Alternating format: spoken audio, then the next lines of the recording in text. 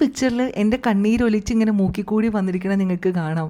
ഒരു 12 മണിക്കൂറത്തെ labour pain എല്ലാം കഴിഞ്ഞ് സി സെക്ഷനിൽ നടക്കുള്ളൂ എന്നും പറഞ്ഞ് ഒരു സി സെക്ഷനും ചെയ്ത് ബേബീനെ എടുത്ത് എൻ്റെ ചുണ്ടത്തേക്ക് ഇങ്ങനെ വെച്ച് തന്നിട്ടാണുള്ളത് കേട്ടോ.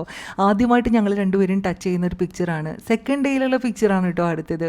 കുഞ്ഞുമണി is a very precious child for me. അതിന് ഒരു റീസൺ ഉണ്ട് കേട്ടോ. എനിക്കൊരു ബേബി ഉണ്ടായിട്ട് പോയിട്ടുണ്ടായ ബേബിയാണ് കുഞ്ഞുമണി. അതുകൊണ്ട് തന്നെ എനിക്ക് അവൾ ഭയങ്കര പ്രീഷ്യസ് ആണ്. നമുക്ക് എന്തെങ്കിലുമൊക്കെ നഷ്ടപ്പെട്ടെങ്കിലേ നമുക്ക് പിന്നെ കിട്ടുമ്പോൾ അതിൻ്റെ വാല്യൂ എന്താണെന്ന് മനസ്സിലാവുള്ളൂ. അങ്ങനെ വില അറിഞ്ഞ് തന്നെ എൻ്റെ കയ്യിൽ കിട്ടിയതാണ്.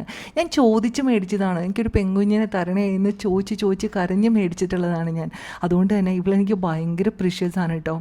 ഇവളെ ഒരിക്കലും വളർത്തിയിട്ടുള്ളത് ഞാൻ മാത്രമല്ല, എൻ്റെ അവസ്ഥ കൊണ്ടും സിറ്റുവേഷൻ കൊണ്ടും. എന്നെ ഇപ്പോൾ നിങ്ങൾ കുറേ നാളായിട്ട് ഫോളോ ചെയ്യണമെങ്കിൽ നിങ്ങൾക്ക് മനസ്സിലായി കാണും the life which I am living right now.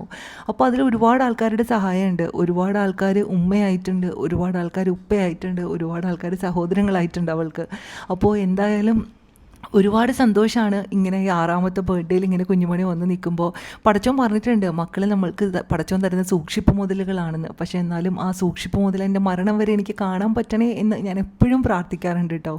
അപ്പോൾ ഇതെൻ്റെ കുഞ്ഞുമണിയുടെ ബർത്ത്ഡേ വ്ളോഗാണ് കേട്ടോ. ഞാൻ അപ്ലോഡ് ചെയ്തിട്ടുണ്ട്. അപ്പോൾ നിങ്ങൾക്ക് ആർക്കെങ്കിലും ഇഷ്ടമുണ്ടെങ്കിൽ ഈ ഒരു സ്റ്റോറീസ് കേൾക്കാൻ നിങ്ങൾക്ക് താല്പര്യം ഉണ്ടെങ്കിൽ ഒന്ന് റെഫർ ചെയ്ത് നോക്കൂ. ആൻഡ് നിങ്ങൾക്ക് ഇഷ്ടപ്പെടുമായിരിക്കണം.